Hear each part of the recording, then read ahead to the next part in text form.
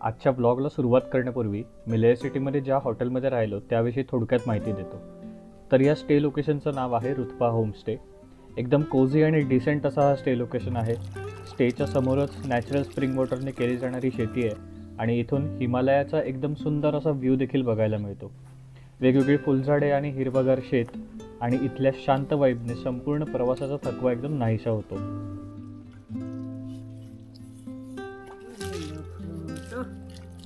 चला तर मग आपण आपल्या प्रवासाला सुरुवात करूया. Hello and welcome back to my YouTube channel. I am Sahil and you are watching Nisarg Moto. So आज मी सकाळी 8 वाजता लेहमधून केटॉपला जायला निघालो. तर आज फक्त खारदुंगला टॉप नाही होणार आहे, तर खारदुंगला टॉप बरोबरच आपण पाकिस्तान बॉर्डर म्हणजे POK बॉर्डरला तुर्तुक म्हणून एक विलेज आहे ते सुद्धा बघणार आहोत. सध्या मी आलो आहे खारदुंगलाच्या रस्त्याला. साधारणपणे एक 15-20 किलोमीटर लेहपासून वरती आलेलो आहे आणि इथे आल्यानंतर एक पॉईंट आहे first view of Leh city म्हणून.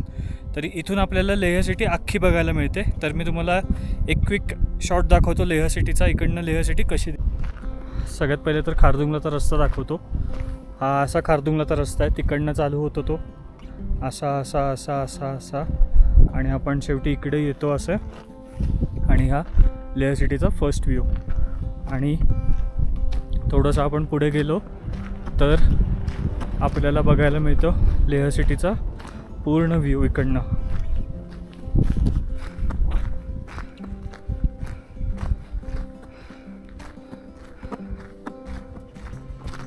आणि हा व्ह्यू खूप छान आहे. तुम्ही इकडनं बघू शकता की समोर लेह सिटी पूर्ण दिसते आणि तिकडे मागे कंप्लीट स्नोकॅप माउंटन्स.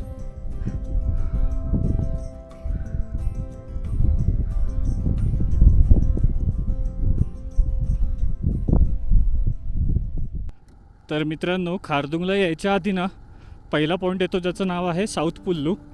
तर आत्ता साऊथ पुल्लू इकडनं आहे अजून 8 किलोमीटर. आणि तुम्ही बघू शकता की रस्ता किती वरती गेला आहे खारदुंगलाचा. त्या तिकडे एकदम टॉपला रस्ता गेलेला आहे आणि आपल्याला तिकडेच पूर्ण वरती जायचं आहे. बापरे.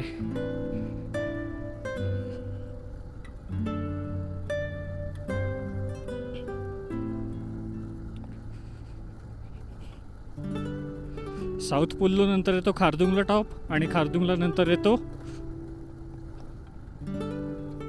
नॉर्थ पुल्लू आणि मग त्याच्यानंतर चालू होते खारदुंग विलेज आणि मग चालू होते Nubra valley, the magical Nubra valley. कधी एकदा तिथे पोचतोय असं झालं आहे मला. आणि सगळ्या गोष्टी इतक्या प्लॅनिंगनुसार चालल्या आहेत परफेक्टली की आत्तापर्यंत काही मिसॅप झालेला नाही आहे आणि इथून पुढेही काही मिसॅप होऊ नये हीच इच्छा आहे.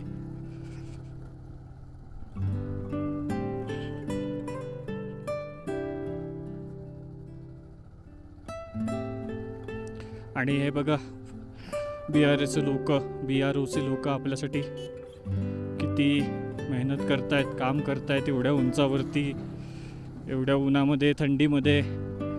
खरंच यार, ह्यांच्यामुळे आपल्याला ना या सगळ्या गोष्टी बघता येतात. सो एक सल्यूट यांच्यासाठी आहे.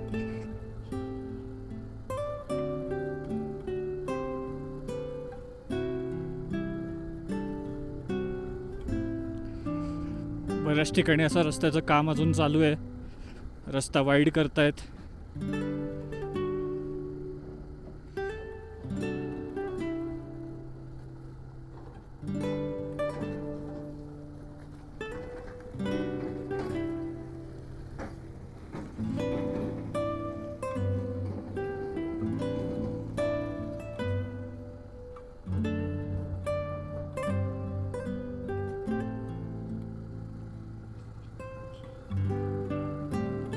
माहीत नाही असा खरा रस्ता वरपर्यंत आहे का पूर्ण. जर का असाच रस्ता असेल तर आपल्याला पोचायला कदाचित 3 वाजू शकतात. आहे अंतर तसं फक्त 180 किलोमीटरचंच, पण रस्ता जर का असाच खराब असेल तर पोचण्यासाठी मात्र खूप वेळ लागू शकतो. आणि यार हा डोंगरांचा व्ह्यू काय यार, म्हणजे ना मला रात्रीची झोप नाही लागणार आहे मी जेव्हा पुण्याला परत जाणार आहे त्यावेळेला. सतत मला या गोष्टी आठवत राहणार आहेत, सतत प्रत्येक वेळेला.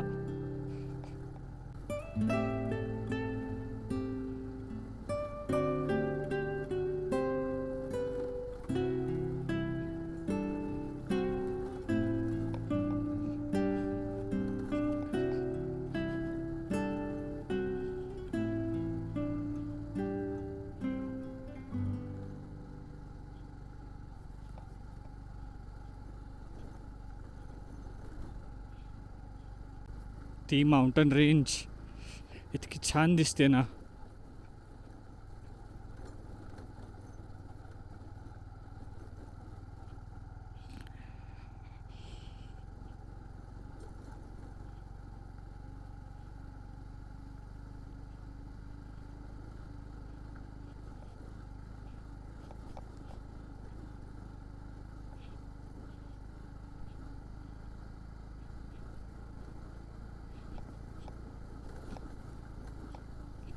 सो साऊथ पूल इकडनं आहे अजून 6 किलोमीटर फक्त.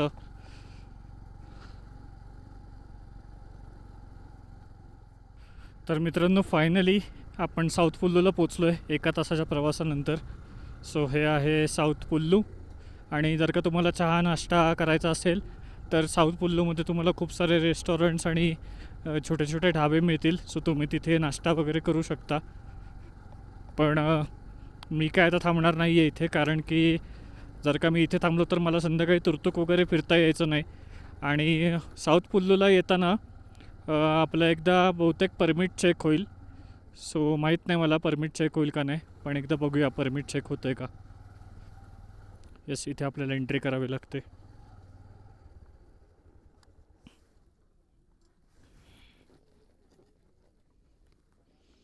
तर आपण परमिट चेक करून घेऊया एकदा.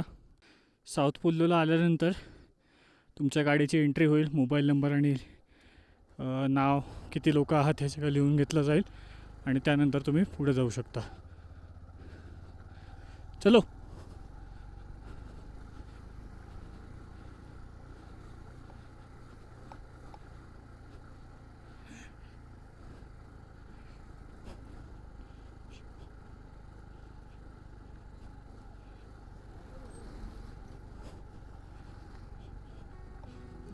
Welcome to South Pullu.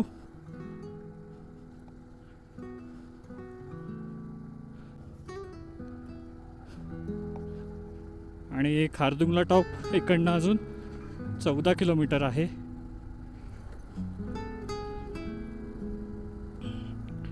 चला तर मग आता डायरेक्ट खारदुंगला टॉपला भेटूया.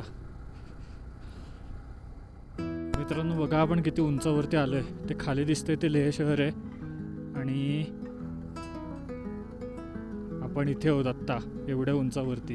आणि इकडे कुठेतरी वरती असा खारदुंगला टॉप आहे. अजून किती वरती आहे काय माहिती, पण खूप वरती आहे. खारदुंगला हा जगातला 2nd हायेस्ट मोटरेबल रोड आहे आणि आत्ता तिकडे चाललेलो आहोत आपण.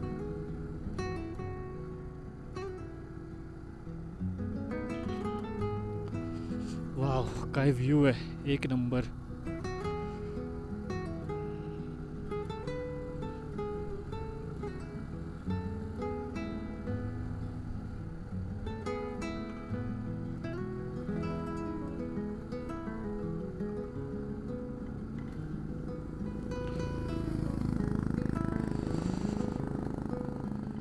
फायनली खूप वेळानंतर असा चांगला रस्ता सुरू झालेला आहे. आणि थंडी खूप वाजते. ऊन जरी दिसत असतं ना समोर, तरी सगळं गार पडलं आहे. माझे हात, त्याच्यानंतर ग्लव्स, त्याच्यानंतर जॅकेट, पॅन्ट, अरे बापरे, सगळंच गार पडलेलं आहे. इथे खूप थंडी वाजते.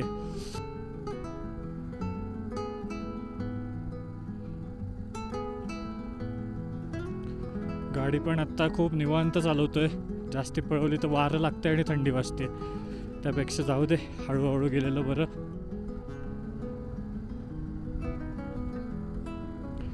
अरे यार, वारं खूप सुटलंय, बेकार थंडी वाजते.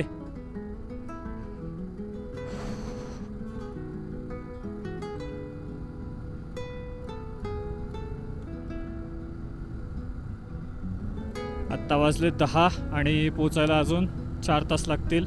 अजून 171 किलोमीटर जायचं आहे आपल्याला. म्हणजे साधारणपणे दुपारी 2 किंवा 3 वाजेपर्यंत पोचू आपण.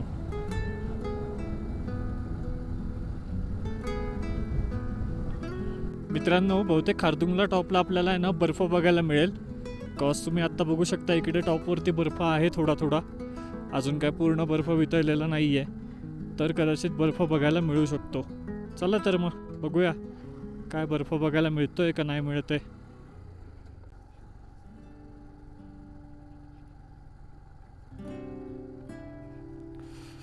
ही शपथ, खारदुंगलाचा रस्ता बघा कसा दिसतो इकडनं.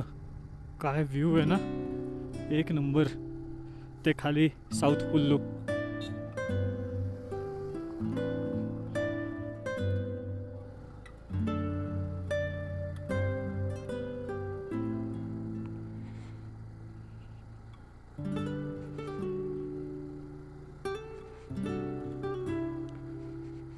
एकतर हा लँडस्लाइड प्रोन एरिया आणि त्यात गाडी आपली फर्स्ट गिअरवरती.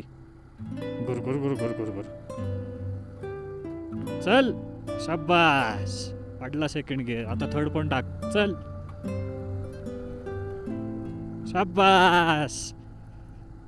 चल, आता फोर्थ नाही टाकायचं आहे, थर्डवरच न्यायची आहे गाडी.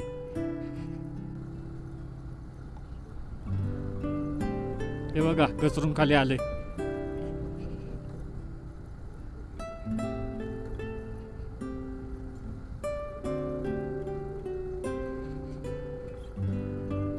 So we are little bit near to the Khardungla top.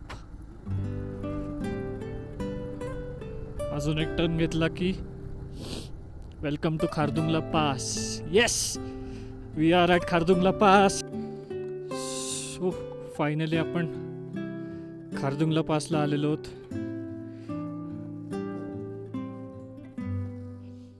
आणि हात आणि पाय पूर्णपणे गोठलेले आहेत.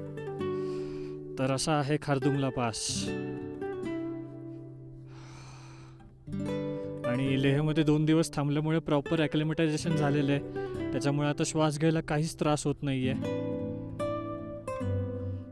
बघू शकता, हुंदार इकडनं 86 किलोमीटर आहे, तुर्तुक 168 किलोमीटर आहे आणि दिस्किट 79 किलोमीटर आहे. ते वरती येते खारदुंगला गोंपा आहे. आणि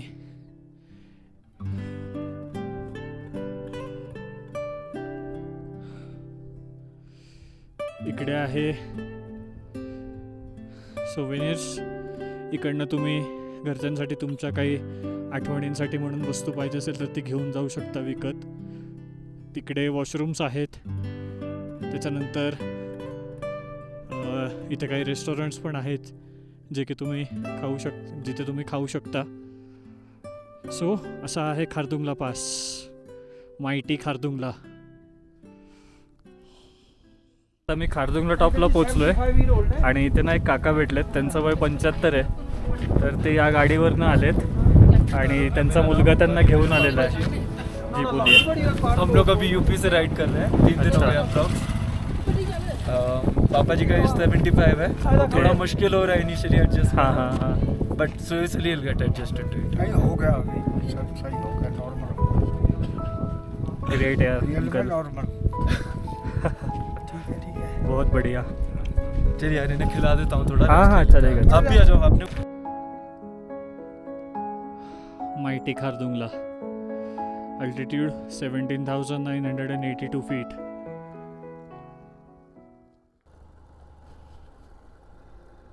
तर मित्रांनो, खारदुंगला टॉप आपण एकदम वेळेवर पोचलो.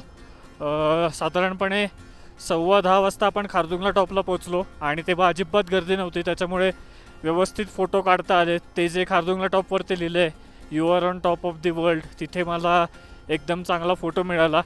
आणि त्याच्यानंतर मग मी आत्ता निघालो आहे खारदुंगला टॉपवरतून नॉर्थ कुल्लूकडे. आणि नॉर्थ कुल्लूला जाताना थोडासा बर्फ दिसतो आहे आजूबाजूला. तर आणि नॉर्थ कुल्लूचा जो रस्ता आहे जातानाचा तो पण ॲक्च्युली चांगला आहे. खारदुंगला चढतानाचा जो रस्ता होता तो खूप खराब होता, पण खारदुंगला उतरतानाचा जो रस्ता आहे तो बऱ्यापैकी चांगला आहे. आणि इथे बर्फ पण खूप बघायला मिळतो आहे. म्हणजे साऊथ कुल्लू साईडला एवढा बर्फ नव्हता, पण नॉर्थ कुल्लू साईडला खूप बर्फ बघायला मिळतो आहे. चला आता डायरेक्ट नुब्रा व्हॅली एंटर करूया खारदुंग विलेज क्रॉस करून. तर नॉर्थ कुल्लूमध्ये सुद्धा एंट्री नाही करायची आहे. आणि नॉर्थ कुल्लूमध्ये काही रेस्टॉरंट्स आहेत जिथे तुम्ही चहा कॉफी काहीतरी घेऊ शकता, खाऊ शकता. तर मग मी आता इथे एक छोटासा ब्रेक घेतो. तर जसं मी खारदुंगला उतरून नॉर्थ कुल्लूला आलो तसा नॉर्थ कुल्लूला असं वाटलं की पहिले 2 चेकपोस्ट होते, पण ते चेकपोस्ट मिलिटरीचे होते, ते सामान्य नागरिकांसाठी नव्हते. तर चेकपोस्ट आत्ता इथे आहे, इथे आपल्याला एंट्री करायची आहे. सो इथे मी आत्ता गाडी लावून एंट्री करून घेईल. गाडीचा नंबर आणि तेच सगळीकडे स्टँडर्ड असतो. गाडीचा नंबर लिहायचा आणि एंट्री करायची. सो मी येतो एंट्री करून. चला आता नॉर्थ कुल्लूच्या चेकपोस्टला एंट्री झालेली आहे. आता कुठेही थांबायचं नाही आहे. आता डायरेक्ट जेव्हा शेवटचे 40-50 किलोमीटर राहतील तेव्हा एक स्टॉप घेईल. That's it. आणि मग डायरेक्ट तुर्तुक.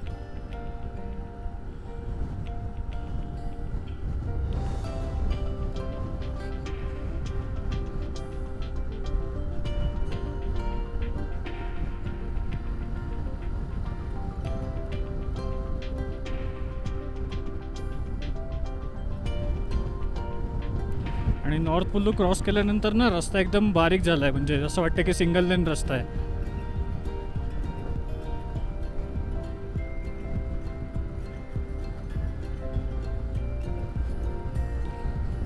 आणि सगळ्यात पहिले जाताना तर आपल्याला नॉर्थ कुल्लू नंतर खारदुंग गाव लागणार आहे. ते इकडनं अजून 17 किलोमीटर आहे.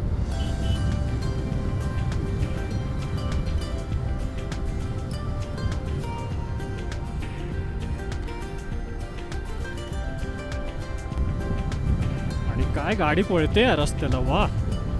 रस्ता जेव्हा ब्रॉड होतो ना तेव्हा फार मजा येते.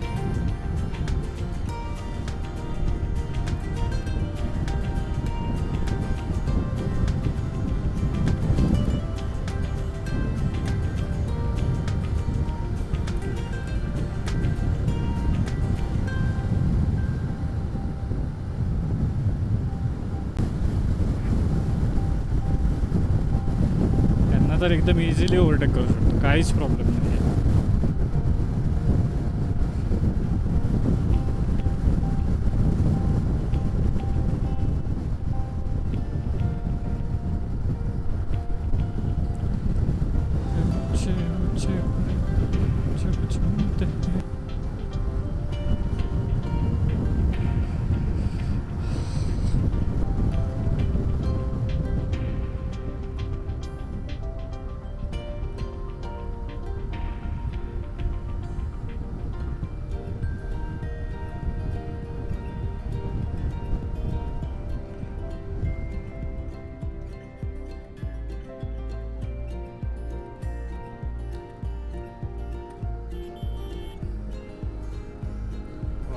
मजा आली.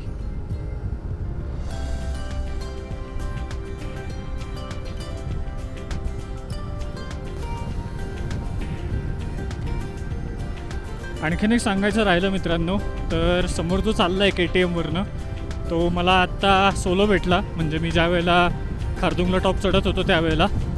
सो त्याने आणि मी आमचा दोघांचा प्लॅन जवळपास सेमच आहे. सो आम्ही आत्ता चाललो आहे दोघंजणं तुर्तुकला. आणि तुर्तुकला गेल्यानंतरच मग आम्ही दोघं बहुतेक एकत्र स्टे करू टेंटमध्ये वगैरे. त्यांनी पण ऑलमोस्ट सगळं सामान घेतलेलं आहे. मी पण सगळं सामान घेतलेलं आहे.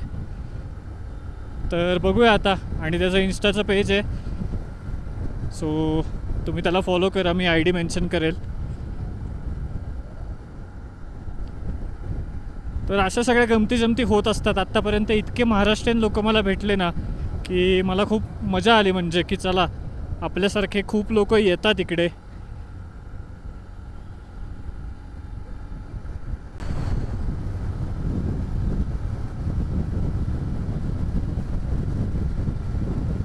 काय कर्व घेत चाललाय रस्ता यार. एक नंबर.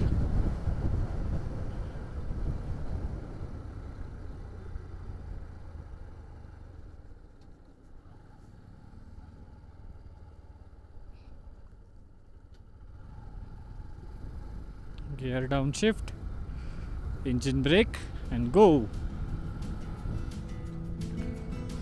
तर मित्रांनो आत्ता आपण पोचलो आहे खारदुंग विलेज जवळ. सो खारदुंगला पास हे नाव कसं पडलं ह्याचं मी तुम्हाला एक सांगतो. खारदुंग आणि लेह याला जोडणारा जो रस्ता असतो त्याला पास असं म्हटलं जातं. आणि लाचा अर्थ असतो पास, म्हणून खारदुंगला पास. तर त्यासाठी तो वरचा जो टॉप आहे त्याला खारदुंगला पास असं म्हणतात. आणि दुसरी गोष्ट म्हणजे खारदुंग हे विलेज आहे. तुम्ही बघू शकता की इथे आल्यानंतर कसं निसर्ग बदललेला आहे. अचानक सगळीकडे तुम्हाला हिरवीगार शेतं वगैरे बघायला मिळतील. आणि जे आपण ओसड रानामधून आलो होतो ओसाड वातावरणामधून ते तुम्हाला आता खूप चांगलं झालेलं दिसत असेल.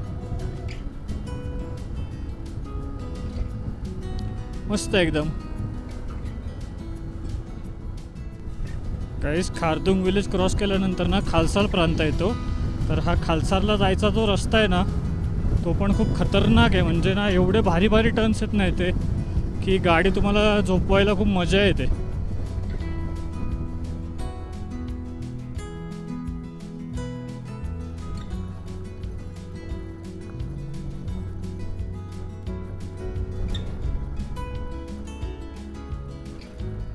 नेमका आत्ताच कॅमेरा चालू केला होता आणि ऑफरोड आला. मी असं बोललो आणि परत एकदा ऑफरोड आला.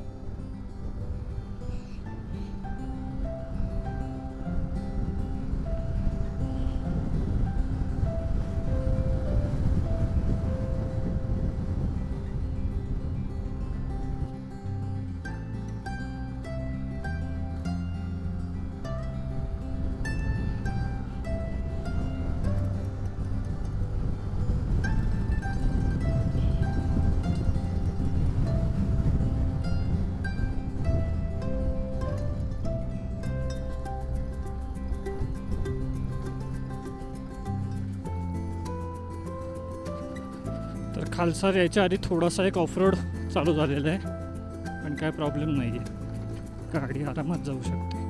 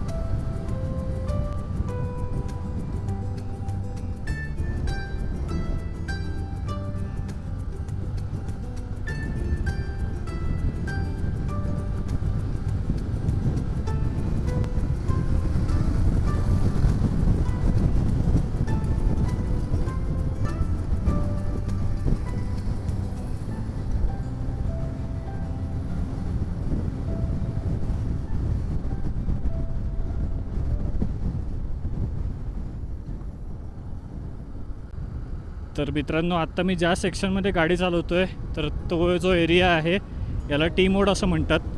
आणि टी मोडपासून थोडंसं पुढे गेल्यानंतर ना आपल्याला सियाचीन बेस कॅम्पलासुद्धा जायला रस्ता मिळतो. आणि त्याच्यानंतर आपण डिस्केट आणि हुंदरकडे जाऊ शकतो. म्हणजे जर का आपण लेफ्ट टर्न घेतला तर आपण डिस्केट आणि हुंदर तुर्तुक या साईडला जातो. आणि जर का आपण राईट टर्न घेतला किंवा सरळ गेलो तर आपण जातो ह्याला सियाचीन बेस कॅम्पला. So this is basically T mode point. इकडे जायचं आहे.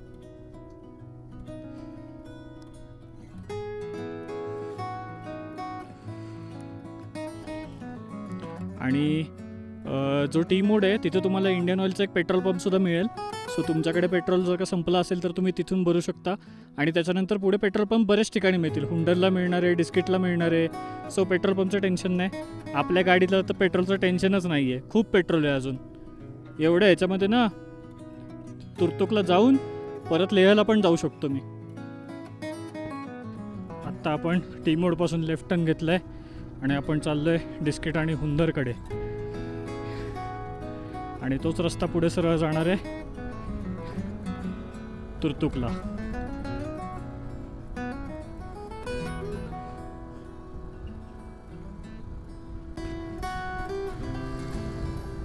तर आपल्या मित्राला आपण पुढे जाऊन दिलेलं आहे. गाडी चांगली असल्यामुळे पटपट जाईल तो.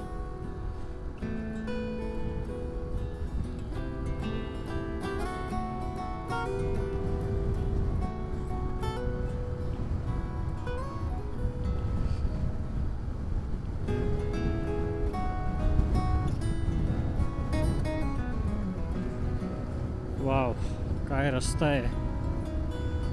मला ना त्या मोरे प्लेन्सची आठवण झाली हा रस्ता बघून.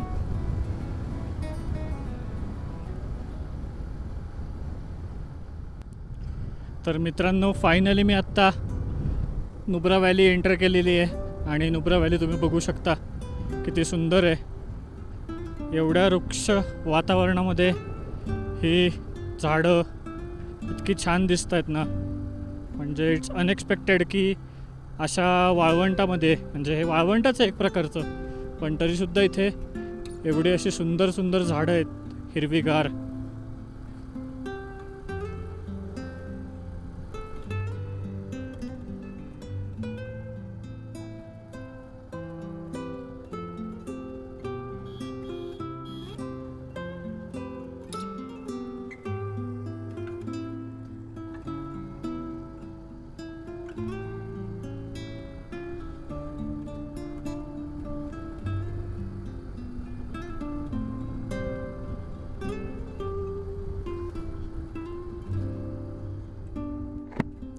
तर मित्रांनो, डिस्किटला जाताना ना तुम्हाला डाव्या बाजूला किंवा रस्त्याला असे डोंगर दिसतील, पण हे डोंगर आहेत ना फार ठिसूळ आहेत.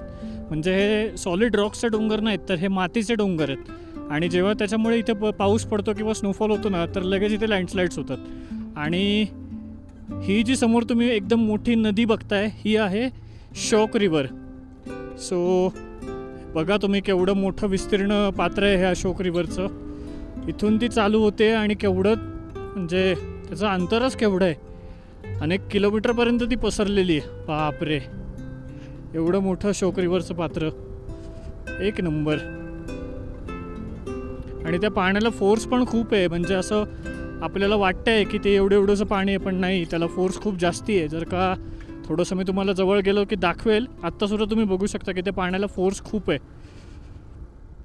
आणि बऱ्याच वेळानंतर अशी सावली आलेली आहे. हा, खूप बरं वाटलं.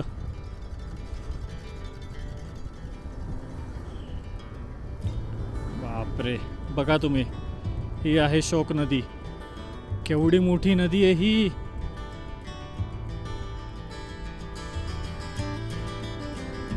आणि हा वरचा डोंगर, हेल्मेट पण वरती करून बघता येईना, एवढा उंच डोंगर आहे.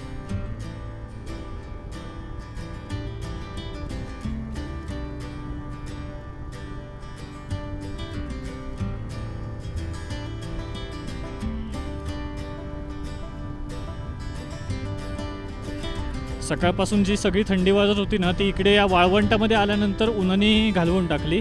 आणि एवढं गरम व्हायला लागलं की आता सावलीमध्ये गेल्यानंतर बरं वाटतंय. वाह, काय व्ह्यू आहे यार. आणि हा रस्ता, म्हणजे या रस्त्याला तर तोडच नाही आहे, इतका भारी व्ह्यू आहे हा.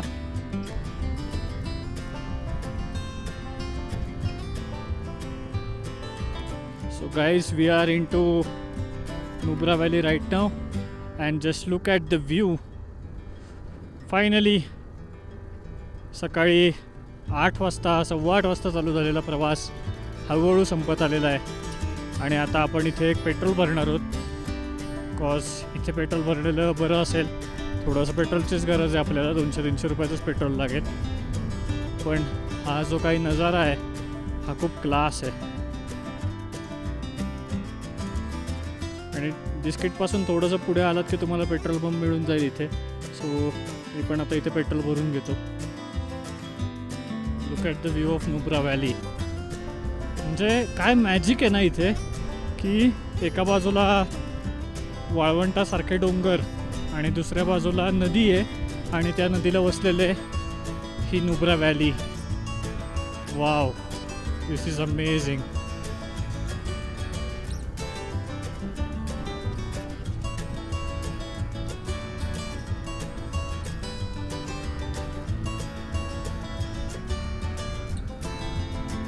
आणि अशा या नुब्रा व्हॅलीमध्ये गाडी चालवायला पण फार मजा येते.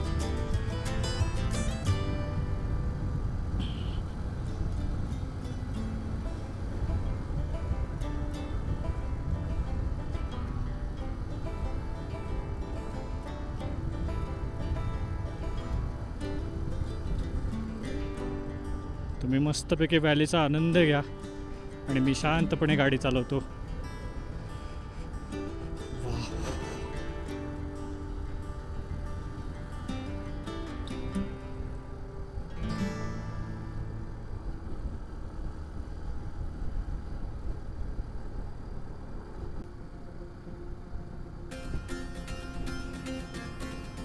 हे बघा, कुंडर चालू व्हायच्या आधीच ना असे हळूहळू वाळवंट तुम्हाला दिसायला लागतील किंवा वाळूच्या छोट्या छोट्या टेकड्या बनलेल्या असतील.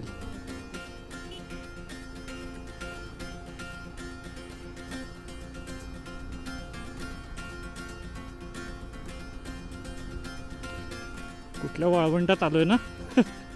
चला, तिन्ही बघून झालं माझं. पाऊस, बर्फ आणि वाळवंट, एक number.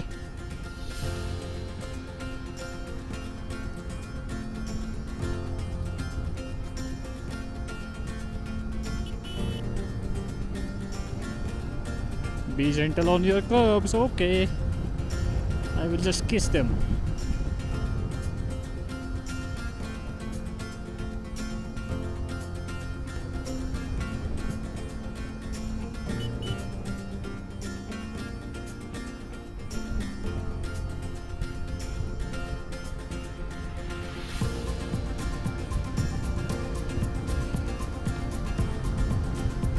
I just want more of it.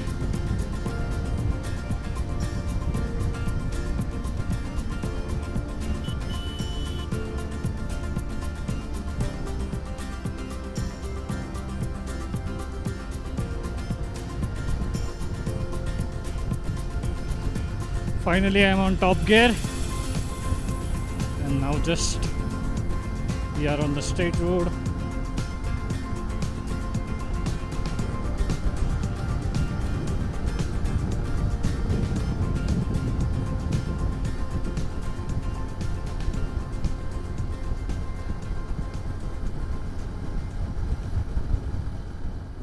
Kundar सोडल्यानंतर आता आपण आलेलो आहोत स्कुरू गावामध्ये. आणि प्रत्येक गावामध्ये ना आपल्याला आल्यानंतर अशी हिरवळ बघायला मिळते. काय माहिती कसं काय, पण समजत नाही आहे नक्की काय प्रकार आहे हा. कारण की मी आत्तापर्यंत जेवढ्या पण वेळा ड्राईव्ह करून आलो इथपर्यंत, एक 15-20 किलोमीटरचा डिस्टन्स, हा सगळा वाळवंटातला प्रदेश होता. जसे ते तुम्हाला डोंगर दिसत आहेत ना पूर्ण सुकलेले, तशी सगळी सुकलेली जमीन होती आजूबाजूला, बाकी काहीच नव्हतं. पण जसं मी स्कुरू या गावामध्ये आलो, मला अत्यंत सुखावा देणारी अशी सावली भेटलेली आहे. काहीच आत्ताचा जो एरिया स्कुरू गावाचा जो लागला आहे ना, तो एरिया एक नंबर आहे. म्हणजे काय सावली आहे, काय सावली. वाव. ॲप्रिकॉट्सची झाडं थोडीशी, एकदम मस्त असं वेदर झालेलं आहे. आणि बघा केवढं खळखळून पाणी वाहते. हे कुठून तरी लांब एकदम आहे ना डोंगरावरतून पाणी येत असणार आहे, बर्फाचं वितळलेलं. इथे आम्ही थोडा वेळ थांबतो.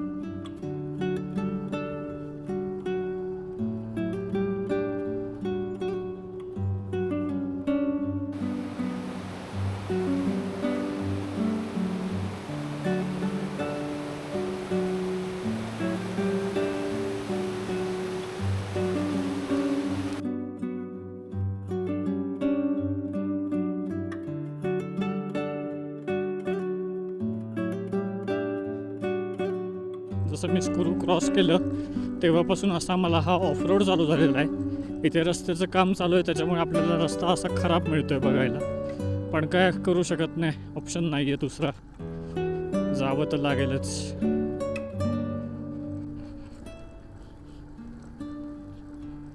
स्कुरू नंतर येणारे चांगमार. तर चांगमार आहे ऑलमोस्ट 14 किलोमीटर इकडनं, आणि आय होप की चांगमारपासून आपल्याला चांगला रस्ता बघायला मिळेल. I wish. कारण की आता फक्त गाडी 25च्या स्पीडला आहे, आणि 25च्या स्पीडने 50 किलोमीटर जर का कवर करायचे असतील तर 2 तास लागतील.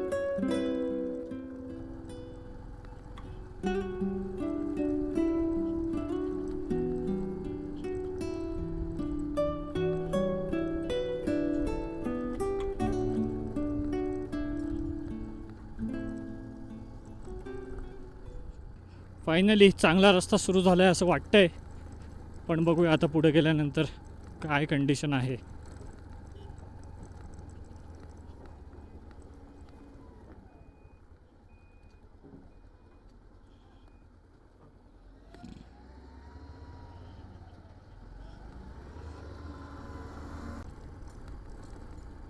नाही, अजून पण चांगला रस्ता सुरू झालेला नाही आहे. बहुतेक असं वाटतं की चांगमार येईपर्यंत असाच रस्ता राहणार आहे. फायनली साधारणपणे 5 ते 6 किलोमीटरचा ऑफरोड संपलेला आहे, आणि आता चांगला रस्ता मिळालेला आहे. तर इकडनं चांगमार आहे 10 किलोमीटर. चला आता पटपट पटपट अंतर कवर करायचं आहे. बस झालं. हाय ग, दमलो रे.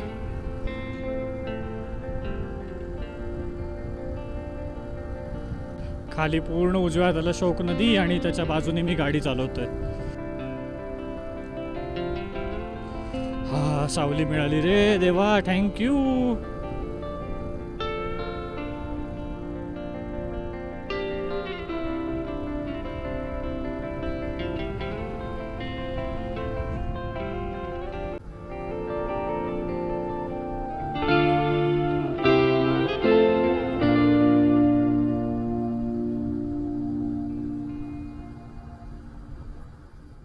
हा, हे काय आता नवीनच. ऐक, 1 vehicle at a time. Okay, ठीक आहे.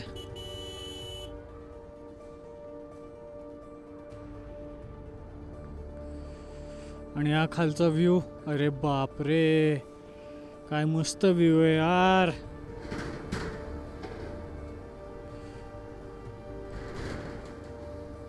Oh my God.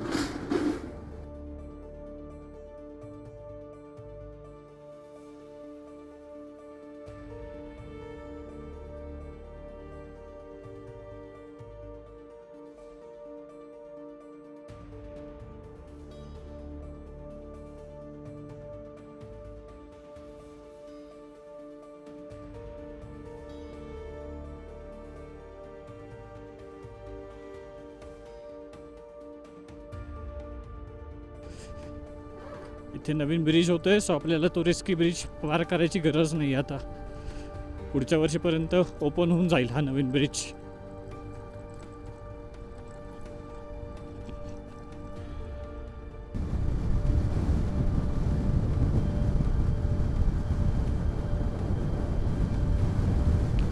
I am living in 3D world और 3D एनिमेटेड गेम. बिकॉज बघा ना, 1 टन घेतला की दुसरा टन घेतला की तिसरा टन, आणि त्याच्यानंतर प्रत्येक टनवरती येणारा वेगवेगळा डोंगर. Wow, just wow.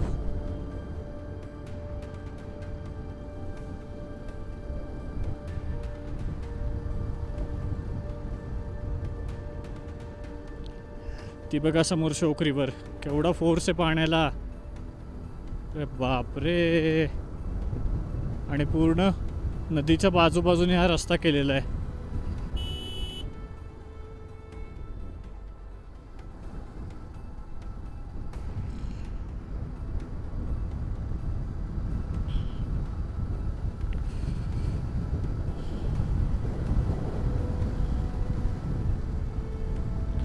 आपल्या मराठीमध्ये ना एक म्हण आहे, इकडे आड तिकडे विहीर. तशी हालत आहे बघा आत्ता. डाव्या बाजूला डोंगर, दरडी कोसळण्याचा धोका. उजव्या बाजूला पाणी, पाण्यात वाहून जायचा धोका. करायचं काय माणसाने. काय नाही गप गाडी चालवायची, लवकर पोहोचायचं डेस्टिनेशनला, कुठेही न थांबता.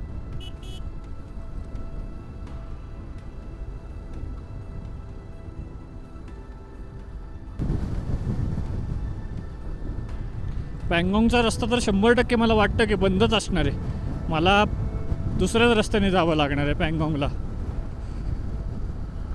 एवढं पाणी असणार आहे ना, कारण की इथेच एवढं पाणी आहे, तिकडे तर पुढे केवढं पाणी असेल.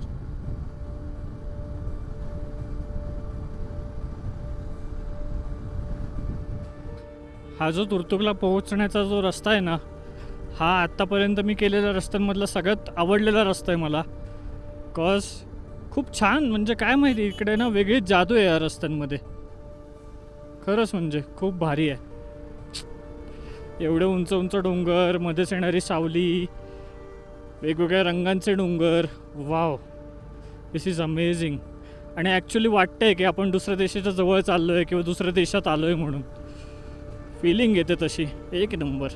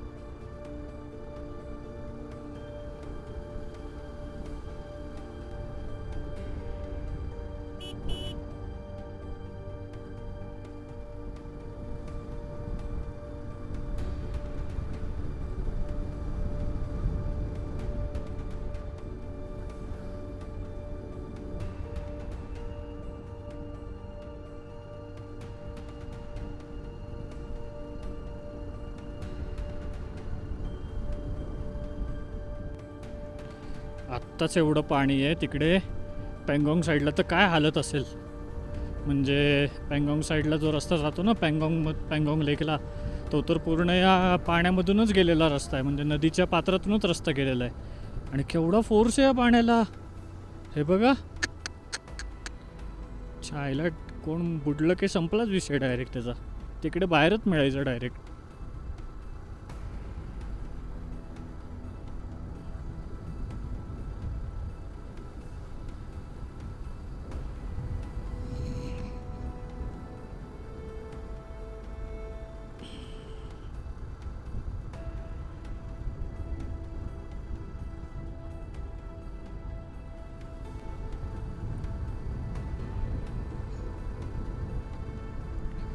बापरे, या ब्रिजवरनं गाडी घालायची का आता? शपथ. हा आहे बाथरू ब्रिज. अरे कसली हालत आहे या ब्रिजची.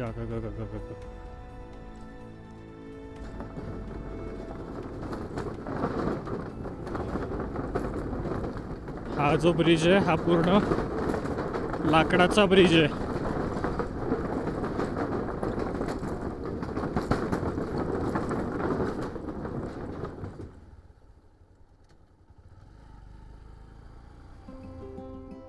आत्ता मी इथे एक चेकपोस्टजवळ पोचलो आहे. तिथे परत एकदा लायसन्स नंबर आणि गाडी नंबर, मोबाईल नंबर एंट्री होते. आणि इथेच ना एक मॅप लावलेला आहे. सो आत्ता मी इथे पोलीस चेकपोस्टपाशी. इकडनं 8 किलोमीटरपासून पहिलं एक येतं गाव, त्याचं नाव आहे बोगदांग. तिकडनं तुम्ही पुढे जाता, ही शोक रिवर आहे. या शोक रिवरवरून एक ब्रिज येतो आणि आपण तुर्तुक इथे जायचं आहे. आणि त्याच्यानंतर तुर्तुकपासून आपण इकडे परत एकदा मेन रोडला यायचं आणि तयाक्षी इथे तयाक्षी आणि इथे थांग आहे. सो हे 3 विलेजेस आपल्याला बघायचे आहेत. तर आणि हा मॅप आहे पूर्ण आपल्या तुर्तुकचा.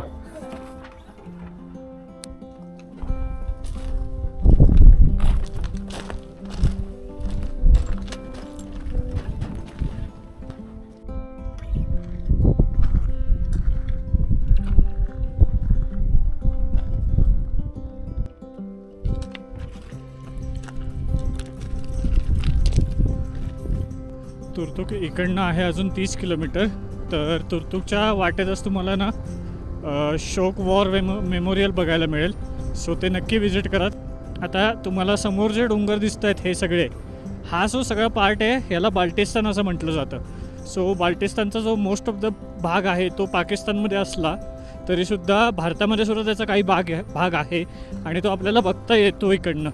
सो अजूनपर्यंत आपण काय POKमध्ये एंटर नाही केलेलं, पण तरीसुद्धा आपल्याला बाल्टिस्तान बघता येतं आहे इकडनं. हे जे सगळे डोंगर आहेत हे सगळे बाल्टिस्तान आहे, किंवा ओव्हरऑल जो हुंदरपासूनचा जो प्रदेश चालू होतो सगळा त्याला बाल्टिस्तान असं म्हटलं जातं. कारण की बाल्टिस्तान, रेगिस्तान थोडंसं वाळवंटाशी साम्य आहे शब्दांमध्ये. तुर्तुकच्या आधी सगळ्यात पहिले येतं बोगदांग. पण बोगदांग यायच्या आधी तुम्ही इथं बघू शकता की शोक रिव्हरला पाणी किती फेसाळून वाहतं आहे. केवढी मोठी नदी आहे ही, आणि ही नदी पुढे जाऊन पाकिस्तानला कंटिन्यू होते.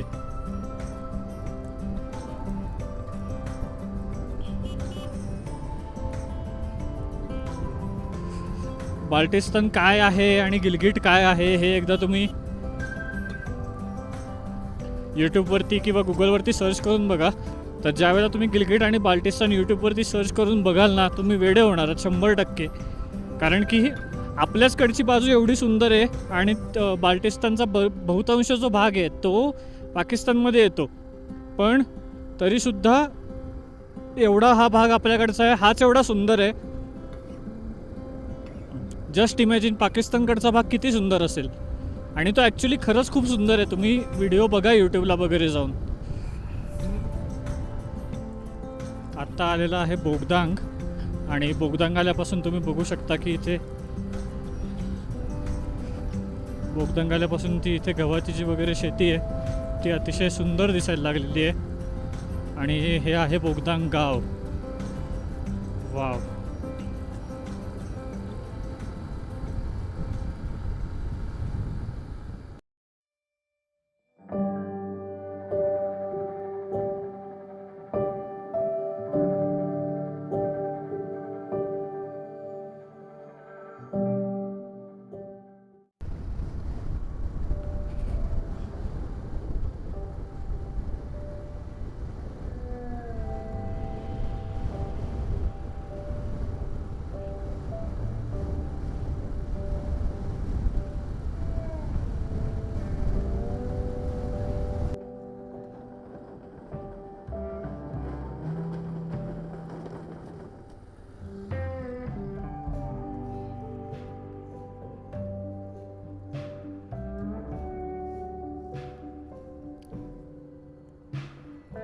तर तुर्तुकला जाण्यासाठी हा एक ब्रिज आहे लाकडाचा, आणि खालून खळखळणारी शोक नदी आहे.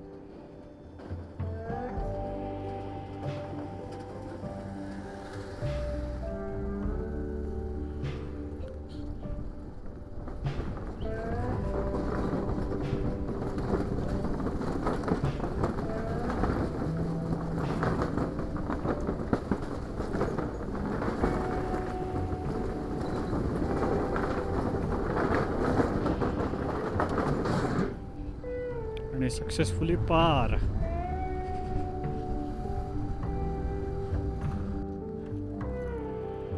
आणि परत एकदा शोक रिव्हर आपल्या स्वागतासाठी तुर्तुकमध्ये आज जाताना सुद्धा स्वागत करते शोक रिव्हर. बघा ही क्लिफ बघा किती बाहेर आली आहे. बापरे, गजब यार.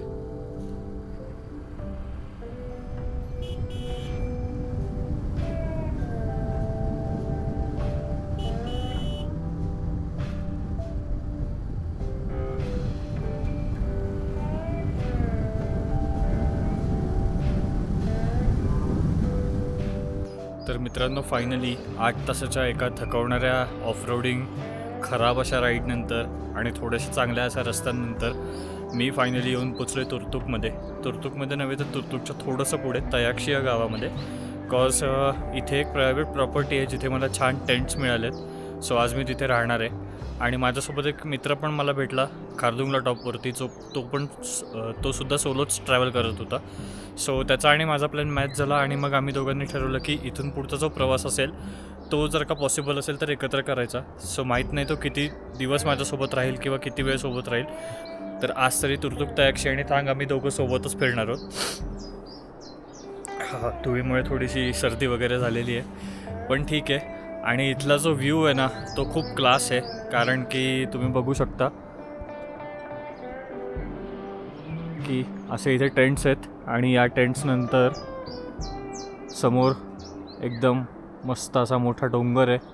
त्याच्यानंतर इथे ना ॲप्रिकॉट्सची शेती खूप चालते. सो तुम्ही बघू शकता की इथे आत्ता ॲप्रिकॉटचं सीझन चालू झालेलं आहे आणि बहुतांश झाडांना तुम्हाला आता ॲप्रिकॉट दिसतील. थोडेसे हे कच्चे आहेत, पण काही काही झाडं अशी आहेत जी पिकलेली आहेत. तर आणि तिथे कुठेतरी दूर एका डोंगरावरती ऊन पडलं आहे थोडंसं. सो असा सगळा नजारा आहे. तर आजच्या आमचा दिवसाचा प्लॅन संपलेला आहे. आज पहिले तर तुर्तुक तयाक्षी आणि थांगला पोचायचं होतं. सो नेक्स्ट व्लॉगमध्ये मी तुम्हाला तुर्तुक तयाक्षी आणि थांग इथून आपल्याला काय काय बघायला मिळतं किंवा इथे आपल्याला काय काय बघायला मिळतं या सगळ्याची माहिती देईल. सो तुम्ही बघत राहा निसर्ग मोटो, वाऱ्याच्या तालावर वेगाच असाच.